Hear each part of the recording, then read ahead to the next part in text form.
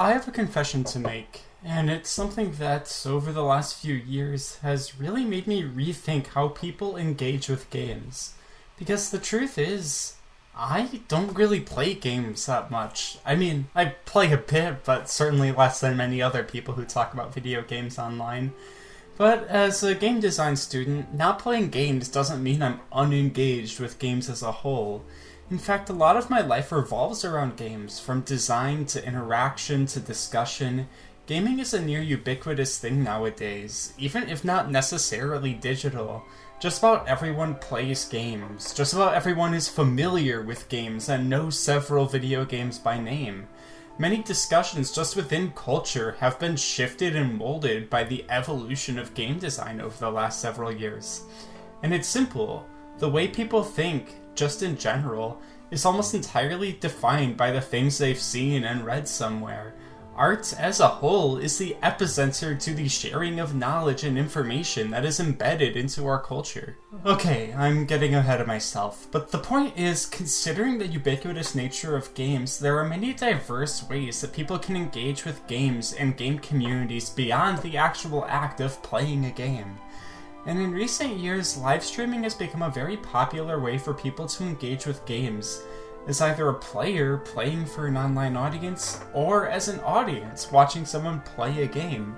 To some, it may feel counterintuitive that someone would choose to watch someone play a game rather than just playing the game themselves. And while there are several logistical reasons that one may do so, from the cost of games to the time it takes to play, or maybe the game is difficult enough that some players don't find it fun to play themselves. Ultimately, watching live-streamed games, to many, doesn't come as a replacement to playing games, but rather as an additional form of engagement with the media and community. From this, live-streamed games have become a distinct pillar for many to engage with culturally significant pieces of art and media. One of the key appeals to watching video game live streams also comes from game design. Within a stream, there are several feedback loops that maintain an engagement between the viewer, streamer, and game. Some of these are more literal than others, such as reward systems, where continued viewing provides the viewer with points which they can use for chat bonuses or channel rewards. Though this reward system isn't necessarily a motivational factor for people to watch, as people will only stick around for the rewards if they are enjoying the content correlated to those rewards. Instead, the form of feedback loops that keep viewers engaged with live streams are primarily social and community-based. From viewing the stream, one may respond and comment through the live chat, which a good streamer will make sure to react and respond to.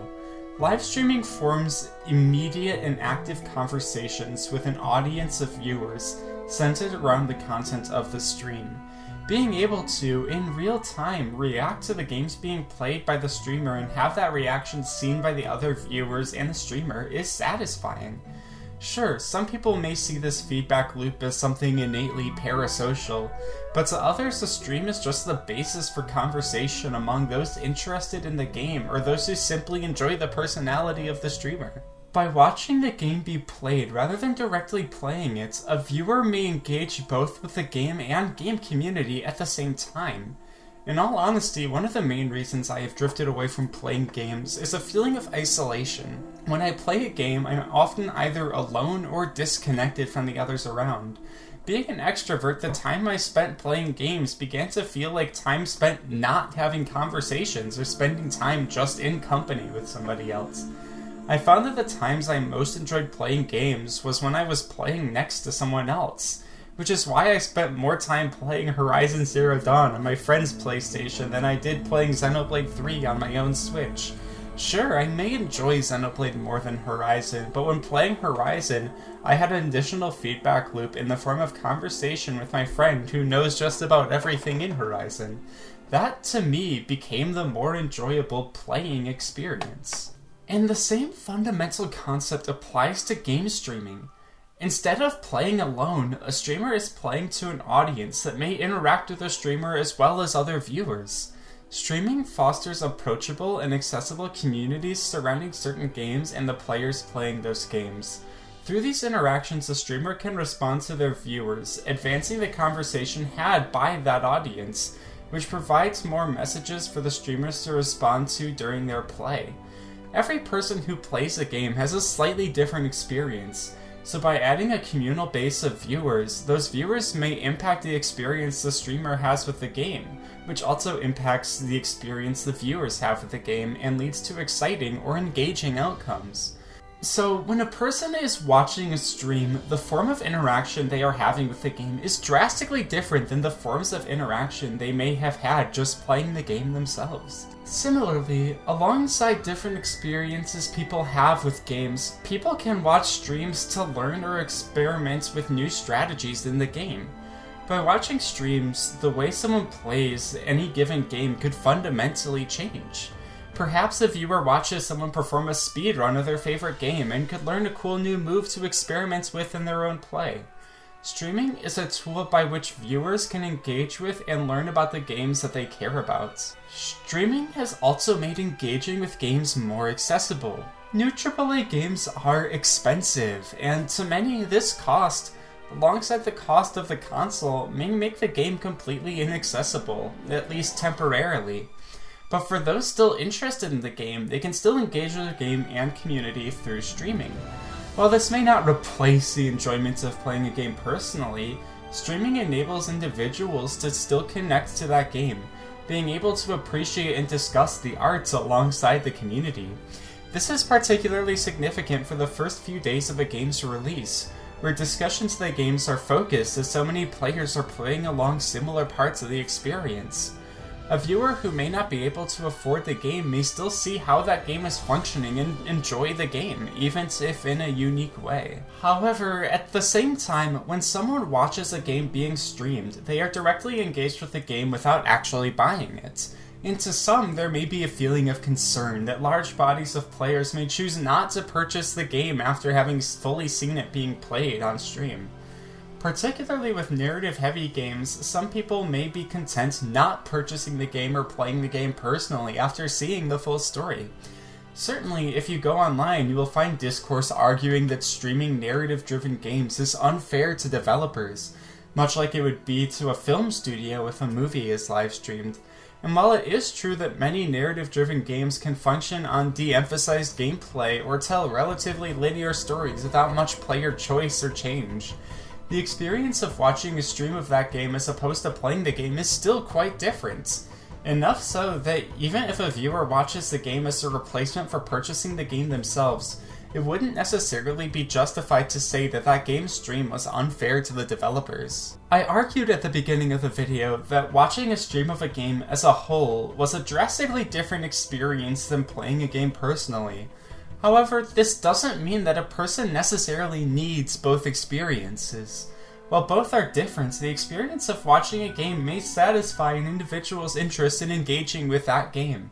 So it is true that by streaming, some viewers who may have otherwise purchased the game will be content and choose not to purchase the game, even if it was a game that they enjoyed. But at the same time, the opposite is true. For some people, watching a stream of the game will sell them on playing the game. In fact, for some people, streaming may introduce them to a game they hadn't heard of otherwise, giving a form of publicity to lesser-known titles, creating communal conversations surrounding those games. Because viewers as a whole don't exclusively watch streams just for the games being played, but also for the person who is streaming those games. Much like you watch a specific YouTube channel out of an admiration or enjoyment of that specific YouTuber, people will watch specific streams because they enjoy the content created by the individual through live streaming. A streamer isn't just someone who plays a game to an audience, but someone who engages with that audience to create interesting and exciting streams, using the game as a base for conversation. Through that, a streamer may develop an audience of viewers interested in watching them stream. So, regardless of the game being played, the type of content that the streamer provides will still draw a consistent audience. Then, the game that that streamer is playing may spark an interest for that game within their audience. Regardless of whether or not a viewer purchases a game after seeing it on stream, viewers will still discuss the game as a result of having watched that stream, which will inevitably spark interest in the game through conversation. The game is an informed cultural artifact, permeating discussions on a cultural level. So, streaming plays into a key cultural facet of the discussion and engagement with art. In fact, because of this, many developers will actually encourage the streaming of their games. Devolver Digital even created an entire website for the games they publish called Can I Post and Monetize Videos of DevolverGames.com. When opened, the site will affirmatively respond and offer you to type your name into a box, which will create a full, personalized written permission from Devolver to play the games they publish on stream. When a game is streamed, the developers and publishers benefit. By watching a stream live, viewers can develop an understanding not only of the game, but of how audiences are responding to that game in real time. Reactions and conversations are fundamentally attached to the moment, as opposed to scripted or selective.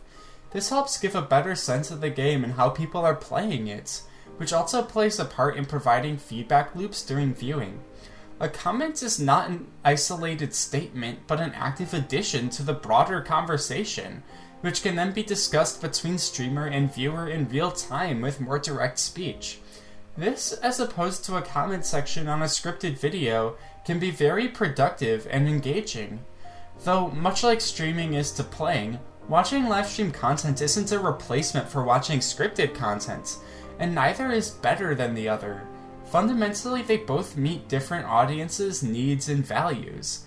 But at the same time, having those more active and social conversations in live stream content has raised a discussion around parasociality through streaming. Because a streamer may respond to a viewer or recall that viewer over multiple streams, a viewer may begin to feel parasocially connected to that streamer. After having conversation in live online spaces, it's natural that some may see the relationship between themselves and the streamer as something beyond just that. Perhaps one could view that relationship as that of friends, simply through participating in group conversation. By the conversational nature of live streaming, the content is inherently more personal and connected than any other form of media.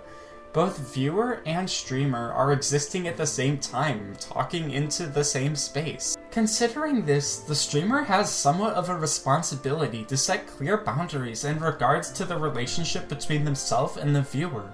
Still, there is no denying the possibility of a viewer developing an unhealthy or misconstrued view of their relationship to the streamer, even if that streamer takes caution in the boundaries that they set. But when a healthy connection is maintained between the viewer and the streamer, live streams can be incredibly fun and exciting experiences with an audience of fans digitally engaging together. Because it's fun to watch a live streamer finally beat their speedrunning record after countless tries and hours spent practicing, or watching someone finally catch that shiny Pokemon they spent so much time looking for, or conquering that wildly difficult challenge, or discovering an unexpected solution to a complex puzzle. A good stream can accomplish so much, leaving an entire audience satisfied, regardless of whether or not they were active in the chat. Streams can be entertaining even if just being played in the background, too. They can be uniquely social online conversations around games that people care about or find interesting, advancing discussions about that game in public, therefore solidifying both the stream and the game as social and cultural artifacts. Streaming can be a great way of forming online communities, both around specific streamers and around certain games. In many of these spaces, strong online connections can be made. While I warned about parasociality earlier, there is really a space to make online friends within these communities. People can find people who have similar interests or compatible personalities that can make online conversation fun and friendly. Live streaming is a core element of modern online communities, shaping digital spaces and allowing for unique forms of connection across the globe.